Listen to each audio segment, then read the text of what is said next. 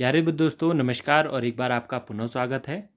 आज हम श्रीदेव सुमन उत्तराखंड विश्वविद्यालय बीए प्रथम वर्ष के मार्क्सवाद विषय से कुछ इम्पोर्टेंट बहुविकल्पीय प्रश्नों को लेकर आपके सामने उपस्थित हुए हैं।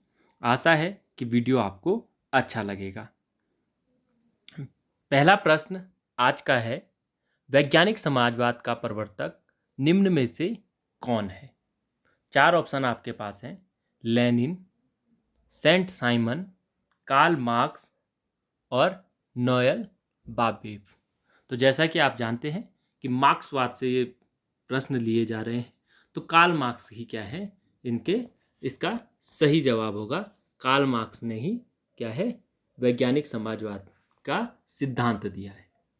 उसके पश्चात दूसरा प्रश्न है, संसार के करोड़ों व्यक्ति नवयुग का देवता निम्न में से किसे मानते हैं?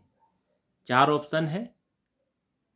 पहला है बुद्ध को, दूसरा है मोहम्मद को, तीसरा है ईसा को और चौथा है कार्ल मार्क्स को। तो जो नवयुग का देवता है, देवता बुद्ध भी हैं, ईसा भी हैं, मोहम्मद भी हैं, किंतु नवयुग का देवता जो माना जाता है वह कार्ल मार्क्स को माना जाता है। तो इसलिए इसका सही उत्तर होगा ऑप्शन नंबर डी।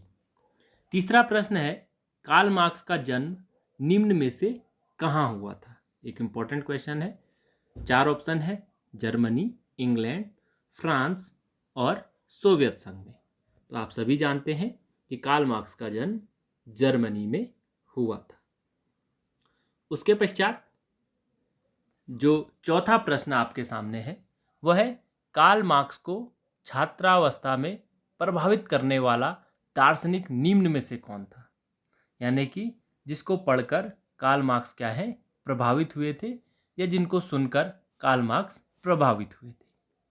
4 ऑप्शन है और पहला है प्लेटो, दूसरा हीगल, तीसरा ग्रीन और चौथा अरस्तु। तो जो हीगल महोदय थे उनके विचारों से कार्ल मार्क्स काफ़ी अधिक प्रभावित थे, इसलिए इसका सही उत्तर होगा ऑप्शन नंबर बी, हीगल। उसके पश्चात 5वां प्रश्न आपके पास है कि वैज्ञानिक समाजवाद का दूसरा नाम क्या है? वैज्ञानिक समाजवाद का दूसरा नाम क्या है? 4 ऑप्शन है: मार्क्सवाद, साम्यवाद, समाजवाद और लोकतांत्रिक समाजवाद। एक इंपॉर्टेंट क्वेश्चन ये है। तो वैज्ञानिक समाजवाद है उसका दूसरा नाम मार्क्सवाद ही है, यह आपको ध्यान रखना है। अगला प्रश्न है, प्रथम अंतर्राष्ट्रीय मजदूर संगठन निम्न में से किसने बनाया था? 4 option: Lenin, Karl Marx, Engels और स्टालिन। तो आप सभी जानते हैं कि जो प्रथम अंतर्राष्ट्रीय मजदूर संगठन था वह कार्ल मार्क्स ने बनाया था। कार्ल मार्क्स और यह मार्क्सवाद अपने आप में एक इम्पॉर्टेंट टॉपिक है और वहाँ से कई प्रश्न एग्जाम में पूछे जा सकते हैं। 7वां प्रश्न आपके पास है, आंतरिक असंगतियों का सिद्धांत किसने प्रतिपादित किया था? पहला ऑप्शन है लेनिन, दूसरा है मॉन्टेस्क्यू, तीसरा है मार्क्स और चौथा है प्लेटो। तो इसका भी जो सही उत्तर होगा वो होगा ऑप्शन नंबर सी, मार्क्स। उसके बाद 8वां प्रश्न आपके पास है, मात्रात्मक से गुणात्मक परिवर्तनों के रूपांतरण का नियम निम्न में से किससे संबंधित है? मात्रात्मक से गुणात्मक परिवर्तनों के रूपांतरण का नियम किस विद्वान से संबंधित है? तो इसका जो सही उत्तर है वह है मार्क्स या मार्क्सवाद से संबंधित है।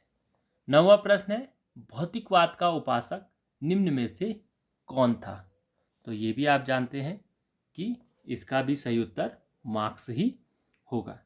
तो क्योंकि मार्क्सवाद विषय से हम अभी प्रश्नों को ले रहे हैं, इसलिए सभी प्रश्नों के उत्तर मार्क्स या मार्क्सवाद आ रहे हैं।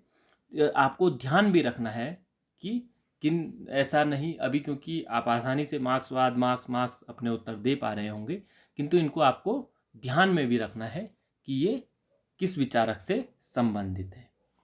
उसके पश्चात जो अगला प्रश्न आपके पास है, भौतिकवाद का उपासक निम्न में से कौन था? तो आप सभी जानते हैं मार्क्स, अभी आपको बताया मैंने।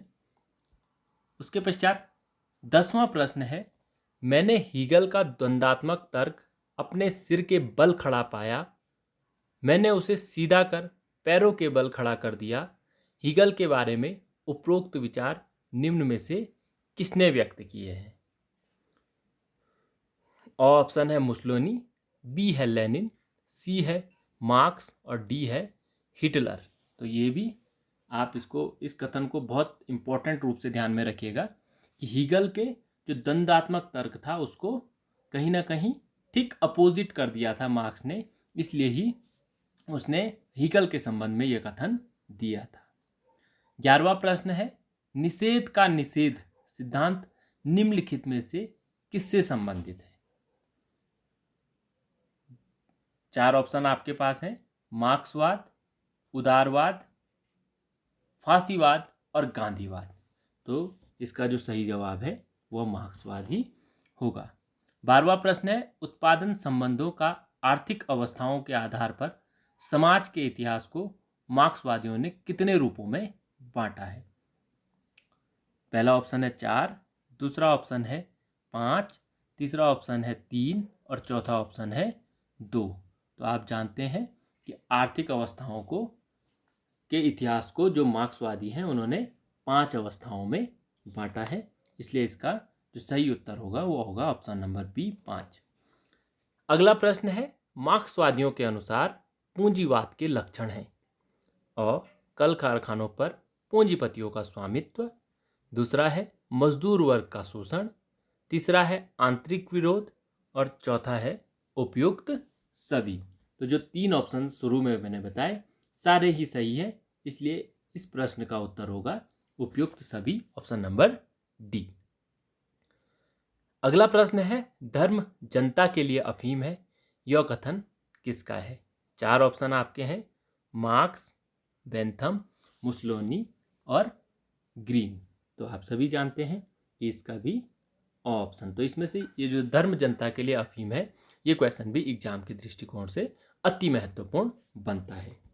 तो आशा और उम्मीद है कि आपको जो बहुविकल्पीय प्रश्नों की ये सीरीज दी जा रही है काफ़ी पसंद आ रही है, और अगर आपको वीडियो पसंद हो तो वीडियो को लाइक अवश्य करें। आपके लाइक करने से हमको जो मोटिवेशन है वो और अधिक बढ़ जाता है और अधिक शक्ति के साथ हमको वीडियो बनाने की शक्ति प्राप्त होती है।